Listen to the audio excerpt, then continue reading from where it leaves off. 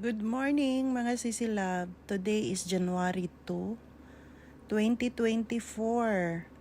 Yan po yung lagi namin ginagawa every year ni M na pumupunta po kami sa temple mga sisilab at mag-wish po doon na lagi kaming magkasama, na lagi kaming habang every year kaming magkasama lagi. Yan po yung ginagawa namin sa mga sisilab. Every year na pumupunta kami sa temple, nagwi-wish kami. Yung wish namin yung about sa health, ganyan. Na hindi kami magkasakit. Tapos grabe mga sisilab, ang daming tao. Ganyan po. Buti nga ngayon, kunti na lang yung snow.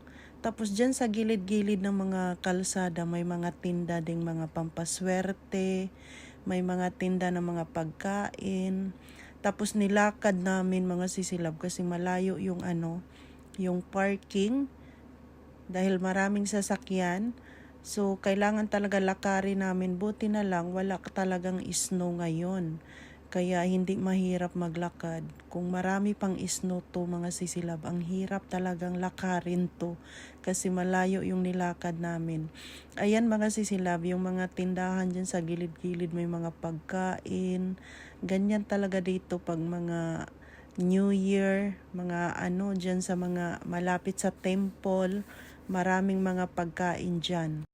Dahil yung temple mga sisilab, ang taas ng hagdanan, so ang hirap palang akyatin to, Ginoo ko. Buti na lang walang snow talaga.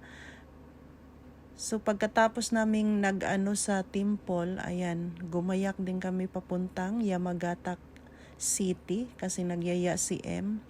Ayan, tuwing every January 2 mga sisilab, sina-shopping niya ako. Yan yung lagi niyang hindi siya nagbibigay ng Christmas gift. New Year's sila nagbibigay ng Christmas gift.